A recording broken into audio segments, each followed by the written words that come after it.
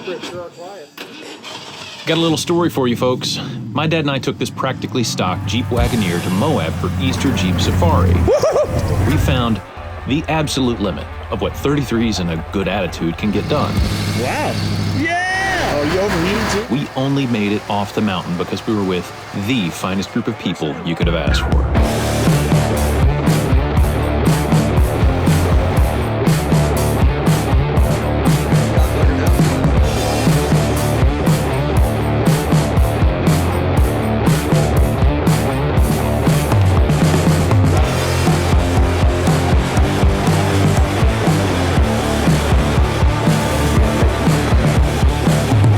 It was a full load of Type 2 fun, a bit harrowing here and there, sure, and the longest day I have spent on the trail in quite some time. Also, we'll phone a friend for his perspective, and you'll find out the initial plans for the Wagoneer. We have got a lot of ground to cover. This one is a doozy.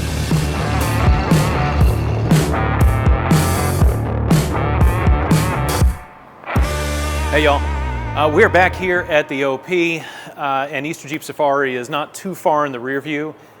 To be honest, I wanted to shoot this video in Moab. I had a spot all picked out behind the rocks. You may know it, it's where we shot the whole Link Construction series with Steven and Off-Road Design. That's where I wanted to take this truck and do this exact video, which was a debrief from, you know, all the day's events. But those day's events did not go according to plan. That's for sure.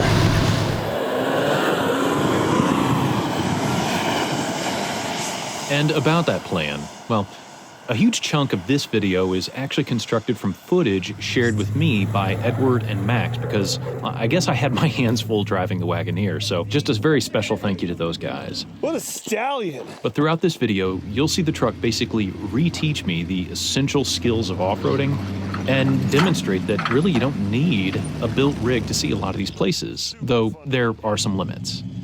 And it's another trip my dad and I took, enjoying great adventure together and you know, all the stories that are going to come from it. So we'll start from the beginning. Basically, it was an uneventful pull out there. You know, got the white truck ready and ended up getting into town, and just like that, like I do every time, take my garbage out to fins and things and just make sure everything works. And it did. Now, the loosest nut on the truck is the one behind the wheel, so I needed to get my mind kind of right about how to drive something without gearing or low range or lockers, and it's a completely different technique than what I had become accustomed to on the Suburban. Suburban has a lot of torque and you can go low and slow and it's like no drama. This, as you'll hear my buddy Nate call it, is like controlled chaos, right? You gotta have momentum, and if Moab bump is like front tires up and then hit it with the rear to pull them on up, well, this is a double bump.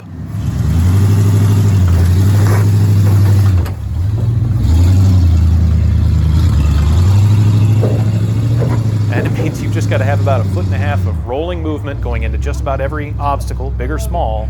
How about that for fun? And then you keep your foot, I'm not going to say planted because you don't want to get out of control, but you're modulating heavily on the throttle. Now, I learned this on fins and things, and I got to apply it pretty much the next day when we went and ran 7 Mile Rim. So we're just out here tooling around, enjoying all that this truck has to teach me, which is plenty, right?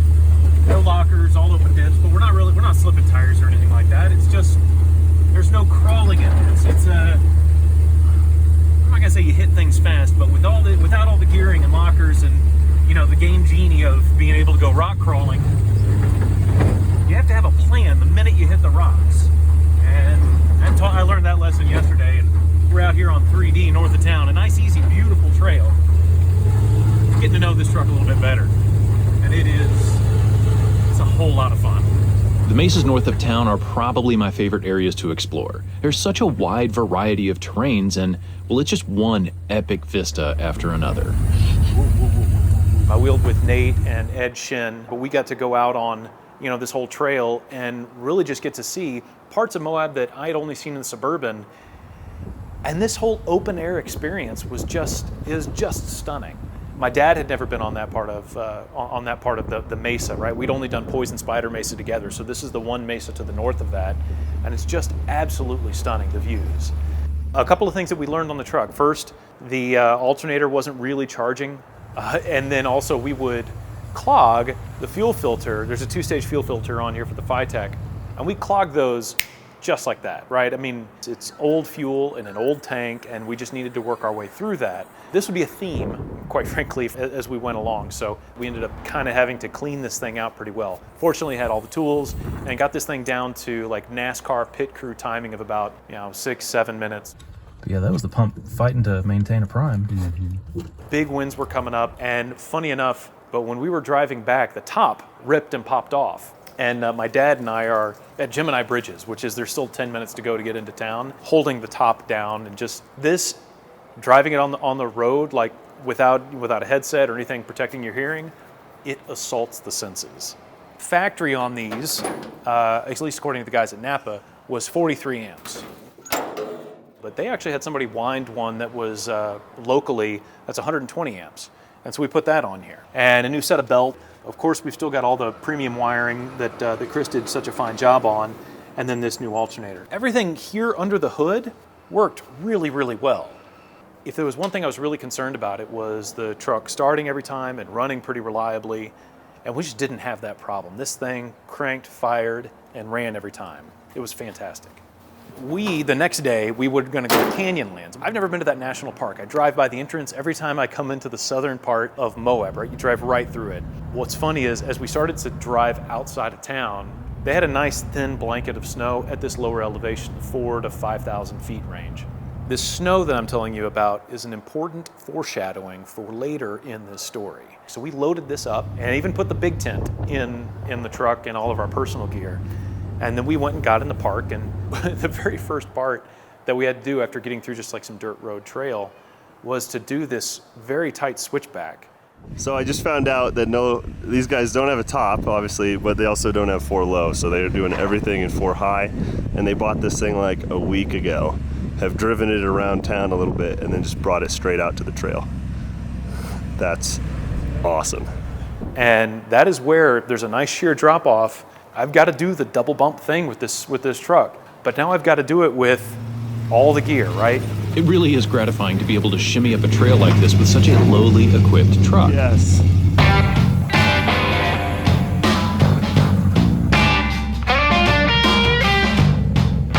Abandoning lockers and low range, the Wagoneer offered me fresh lessons in reading the trail for small tires and mechanical sympathy for a 45-year-old machine. That's all coursework I was admittedly rusty on prior to this trip.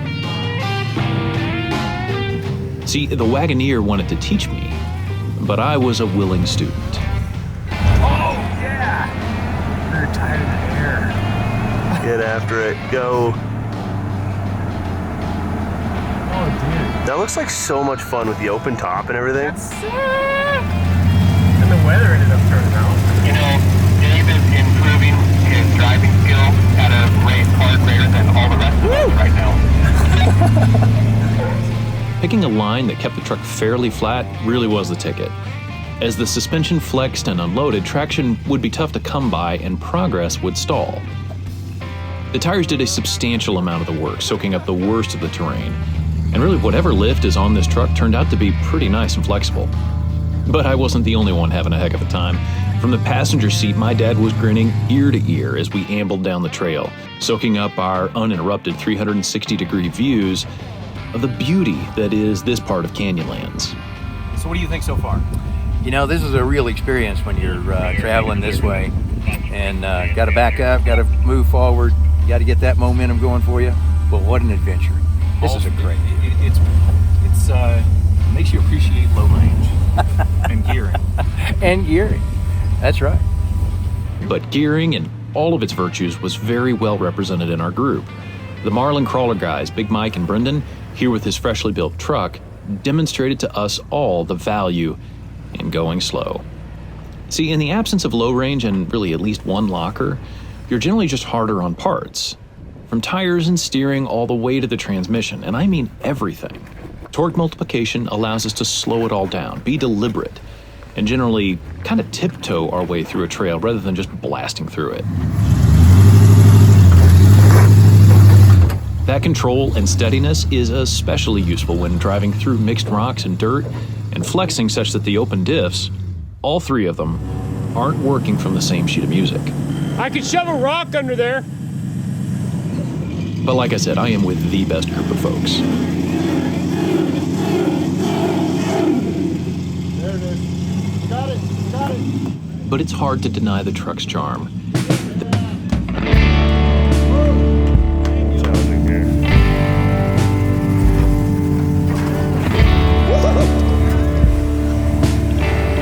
Dude, I didn't expect it to get through the first try. Set your expectations pretty low for asking you to stay, and I appreciate it. Yeah, no, that was awesome. Yeah, Sick. but I was running for my life, so I don't know if it looked. I was like, oh god. Yeah, it's totally Blair Witchy. In these circumstances, it does a lot of what the other trucks will do. And when it all works, you just can't help but smile. Our group continues to wind through the park, roughly paralleling the Colorado River. The truck sure is a handful of fun, but the sights in Canyonlands are second to none. The wind and water-worked sedimentary layers tell a story, and we chatter on the radio about what this place might have looked like millions of years ago. We eventually wind our way toward the narrow pass, which is close to our campsite. The Jeep trucks don't have a problem getting through, and the Wagoneer is by far the smallest of the group.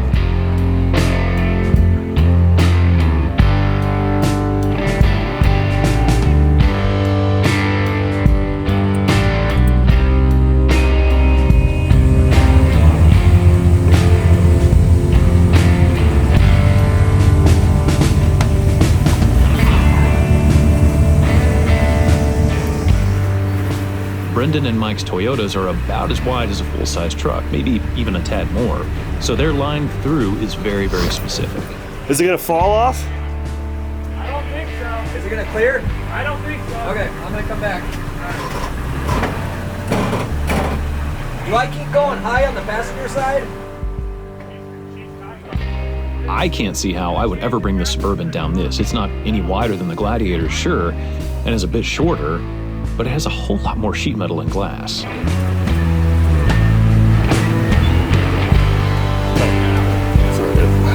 driver. Hey, there you go. Thank you. Nicely done. We're here. Once through, we settle into camp and enjoy the stunning front porch view. It's just one of the neatest things that I have ever seen camping out in the desert. Clear nights, stars were out, the moon was out like a flashlight, and just a stunning experience. This thing as a short-run adventure vehicle was fantastic, just fantastic. Now the hard work was about to start, so let me give you all some context for the exit route we chose that would set us on a path for an all-nighter. Elephant Hill is a loop trail, and we were concerned the Wagoneer wouldn't make it back up some of the steeper drops we had done coming in without some semi-precarious winching. And so we opted to head south, exiting the national park to BLM land. It was way more miles, but the terrain was more gradual in its ascent, and we judged this as a net lower risk for the group, given my truck's low capability. On paper, it was a pretty okay idea, but I should have remembered a lesson from my hiking days that it can be wiser to just go back the way you came, even if it's not the way you'd prefer, rather than entertaining the unknown and making new tracks. If you've got a truck, make sure you got recovery points on it. Whatever they're gonna be, right? But just ones that you can recover yourself from over and over again. I ran and put on 2 of these TMR custom D-rings. The reason they're so offset is so that the frame rail's right in front of this.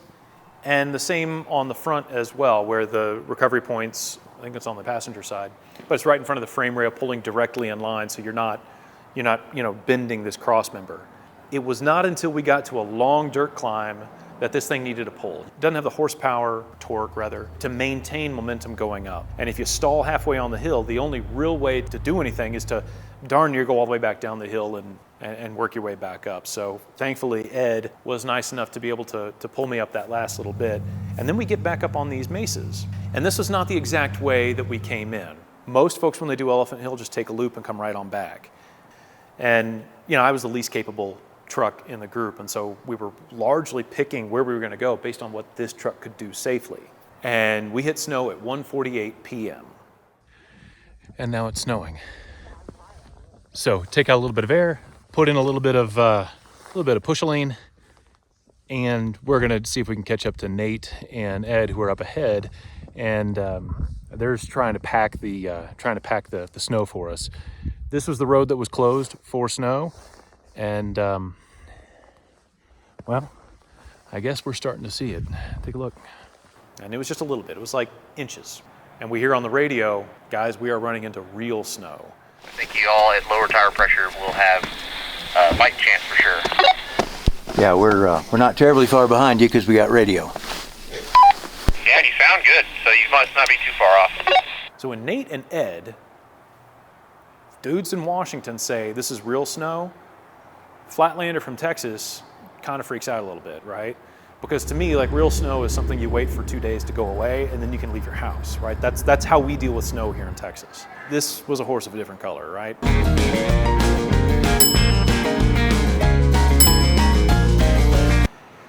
And I'll tell you, I ended up getting pulled for a number of miles through that whole snowpack. Ready. Rolling. Did anybody figure out how long this mountain pass is? And to be fair, the truck did have its moments.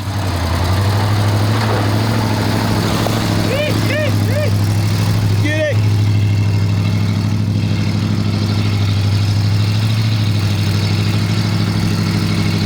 Wow. Yeah! Just ride it. Just ride. Solid technique. Yeah. Wow. Yes, Yes. But those moments would be short-lived. my faith has been restored. Yeah, man. It's an animal. He should just put that thing in the ditch the rest of the way. More air down. What PSI are you at? Do what? What are your tires at? 10. 10. Okay. I feel like Oh, you overheating too? The demands on the Wagoneer only continued to increase, and my ability to drive without a tow strap came to an end. We had a lot of miles to cover, and the snow was getting deeper. it's one of those special kinds of adventures. It's good times. Yeah. I became completely reliant on the truck in front of me for any amount of forward movement. That's for sure. Brendan and Mike did most of the pulling, but I give my fullest appreciation and thanks to everyone in our group, because, truthfully, without them, well, my dad and I would be camping out again. All that snow, the deepest that we got was between 4 and 5 feet. Enough that when you wanted to go and wrap a strap around a tree to winch, my dad went up to his waist in snow. And I was post-holing and digging.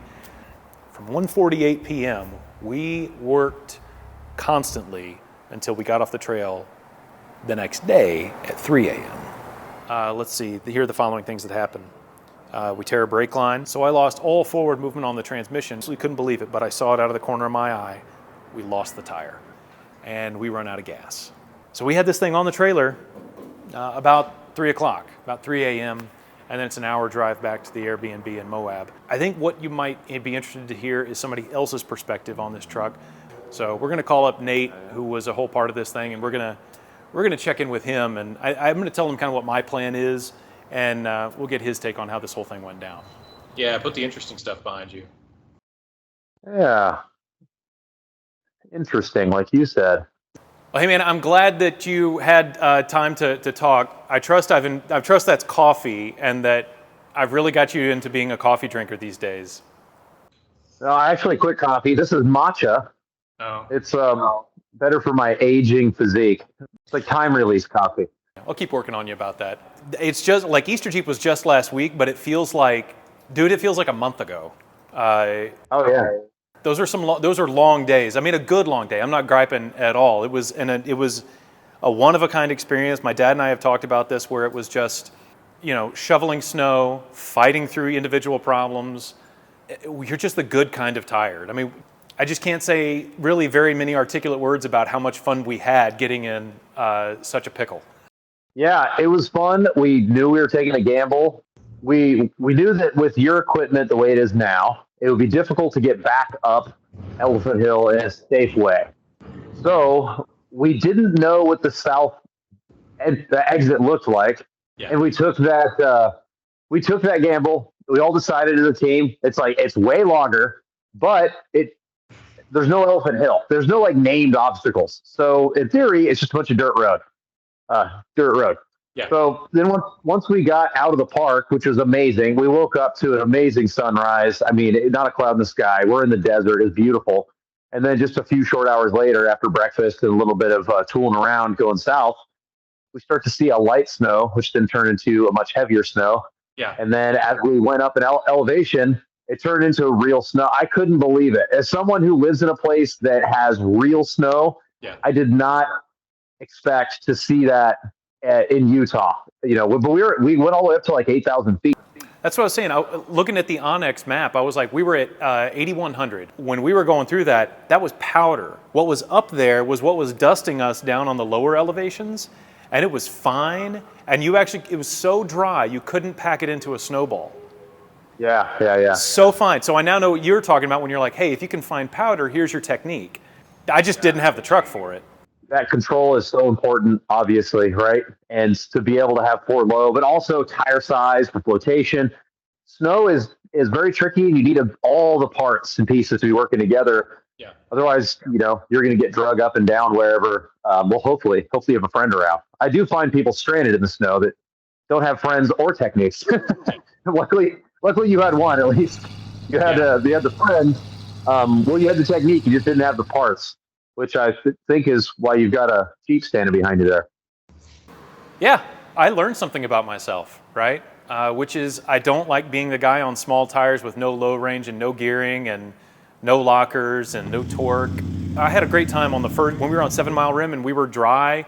That thing was such a great trail cruiser. But the set of circumstances that I can enjoy that truck are actually pretty narrow.